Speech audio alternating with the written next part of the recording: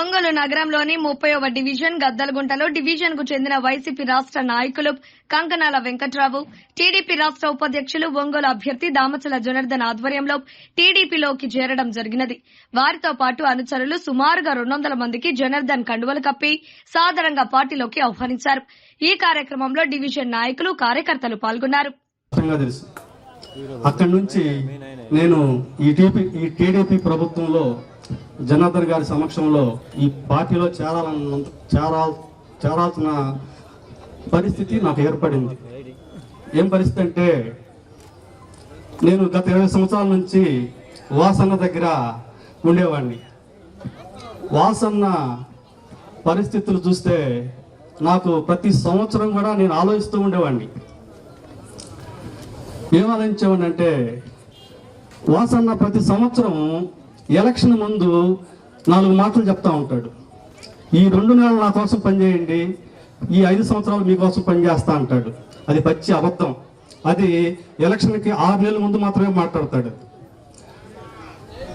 ఇంకోటి ఏంటంటే, బెడ్రూమ్లో కూడా అందరూ వచ్చి నా బెడ్రూమ్లో కూర్చొని ఎవరైనా రావచ్చు అని చెప్తుంటాడు. అది పచ్చి అబద్ధం. ఎందుకంటే 4 సంవత్సరాలు గవర్నమెంట్లో బెడ్రూమ్ కాదు కదా, గేటు కూడా దాటలేం. మాలాంటి నాయకులు కనీసం హాల్లో కూడా పోలేం. ఎందుకంటే ఇది తెలియదు చాలా మందికి. వాసన్న అంటే బెడ్రూమ్లో పోయి కూర్చొని మాట్లాడుతూ ఉండేది. ఇది దగ, మోసం, ఇది అన్యాయం. ఇదంతా చూస్తూ ఉండేవాడిని. సరే ఇవన్నీ పక్కన పెట్టేస్తే, దళితులు అనేవాళ్ళు ఒంగోలు నియోజకవర్గంలో ఒక్కళ్ళైనా అభివృద్ధి పడ్డట్టుగా నా కంటికి 20 సంవత్సరాలు కనపడలా. నేను చాలా బాధపడేవాడిని. 20 సంవత్సరాలుగా నేను ఇక్కడ ఉంటున్నాను, మరి ఎందుకు ఈ పరిస్థితిని నేను ఆలోచించుకుంటా ఉండేవాడిని.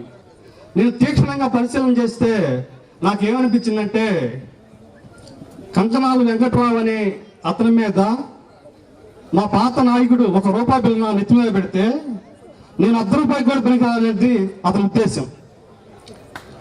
ఎందుకంటే నేను దళితుణ్ణి. ఒంగోలు నియోజకవర్గంలో దళితులు ఎవ్వరు కూడా అతని రూపాయలు నెత్తి మీద పెడితే ₹1 కూడా పనికిరాదు. ఈ ఓట్లు డబ్బులు తీసుకొని, తాయిలాలు తీసుకొని, చిరా జాకెట్లు తీసుకొని ఓట్లు వస్తే పిచ్చి జనం అనేది అతను భావిస్తాడు. పరిశీలన చేయండి మీరంతా, వాస్తవాలు ఆలోచించండి మీరంతా. ఈ దుర్మార్గం ఎంత దుర్మార్గం అంటే, నా స్నేహితులు, నేను అస్థిపంజరం అయిపోయింది. మీకు తెలుసో లేదో, నా బాడీ నాకు ఇది కాదు. 20 సంవత్సరాల్లో నేను బాలినేని శ్రీనివాసరెడ్డి గారి దగ్గర అస్థిపంజరం అయిపోయాను. నేనే కాదు, నా స్నేహితులు, నా మిత్రులు ఇంకా చాలా మంది ఉన్నారు అక్కడ. ఏం చెయ్యాలో, మనకు దళితులకి ఆత్మగౌరవం ఎక్కువ, ఆత్మ అభిమానం ఎక్కువ. ఇక్కడి నుంచి ఇంకో చోటకి వెళ్తే అవమానంగా ఫీల్ అవుతారు, అన్యాయంగా ఫీల్ అవుతారు. అందుకని జీవోత్సవాలుగా అక్కడ ప్రయాణం చేస్తున్నారు తప్ప ఇక వేరే ఆలోచన చేయట్లేదు. నేనైతే 25 సంవత్సరాలుగా అక్కడ జీవించాను. నా జీవితం ఇంకొక మహా అయితే నేను ఇంకో 10 సంవత్సరాలకు మించి జీవించను. అయ్యో ఇంత అన్యాయమా? నా కుటుంబాన్ని, నా పిల్లల్ని వదిలిపెట్టి కూడా 20 సంవత్సరాలు అక్కడ జీవించానే. నా పిల్లల కోసం ₹1 కూడా నేను ఏమి లేకపోతే పర్వాలేదు. నా దళిత జాతి ఏమాత్రం కూడా అభివృద్ధి చెందలేదు. నా దళితులు ఎవరు కూడా ఒక్కళ్ళు కూడా బాలినేని శ్రీనివాసరెడ్డి గారి దగ్గర అభివృద్ధి పడ్డట్టుగా నా కంటితో నేను చూడలేదని నేను చెప్తా ఉన్నాను. అందుకని నేను మహా అయితే ఇంకొక 10 సంవత్సరాలు జీవిస్తాను. ఈ జీవితం ఆయన దగ్గర ఉండటం వ్యర్థం అనిపించి నేను ఈ టీడీపీలో జనార్దన్ గారి సమక్షంలో చేరడానికి నేను నిర్ణయించుకున్నాను. ఇకపోతే మా పాత నాయకుడు, మీకు తెలుసు, మా పాత నాయకుడి దగ్గర ఒక చోట నాయకుడు ఉంటాడు, జానా పెట్టుకుంటాడు, ఈ మున్సిపాలిటీ నాదే అని చెప్తుంటాడు. నేనేం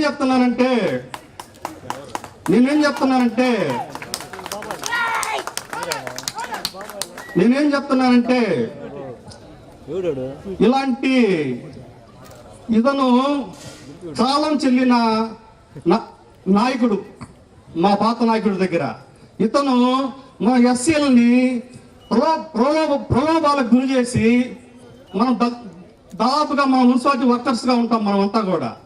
ఈ మున్సిపాలిటీ వర్కర్స్ అని ఎప్పుడైతే అతను నేను ఎప్పుడు పెట్టినా ఎవరినైనా తీసేయగలను, ఎవరినైనా పోస్ట్ ఇవ్వగలను, ఎక్కడికైనా ట్రాన్స్ఫర్ చేయగలను అని చెప్పేసి భయభ్రాంతులు గురి చేసి వీళ్ళందరినీ గుప్పిట్లో పెట్టుకున్నాడు ఒక గద్దలాగా. మీరందరూ పరిశీలన చేయాలి. ఒకప్పుడు కాంట్రాక్ట్లు ఉన్నప్పుడు అటువంటి పరిస్థితి నిజంగా ఉండేది. ఇప్పుడు అటువంటి పరిస్థితి లేదు. ఇప్పుడు ఇప్పుడు ఇప్పుడు మీకు గవర్నమెంట్ ఆఫ్ ఆంధ్రప్రదేశ్ నుంచి మీకు జీతాలు పడతాయి. ఏ మాత్రం కూడా అటువంటి పరిస్థితి లేదు. మీకు ఇంక పెద్దలు ఇంకా కొంచెం వివరంగా చెప్తారు. కాబట్టి ఎట్టి పరిస్థితుల్లో కూడా ఆ జానాబెత్త నాయకుడికి మీరు భయపడాల్సిన అవసరం లేదు. మీకు అన్ని విధాలుగా అండగా దామచర్ జనార్దన్ గారు ఉంటారని, అవసరమైతే ప్రాణాలను అర్పించి ఆయన్ని గెలిపించుకొని చంద్రబాబు గారిని ముఖ్యమంత్రి చేసుకుంటామని చెప్పేసి ఈ సభాముఖంగా నేను తెలియజేస్తా ఉన్నాను. ఆలోచించండి, చదువుకున్న వాళ్ళంతా ఆలోచించండి.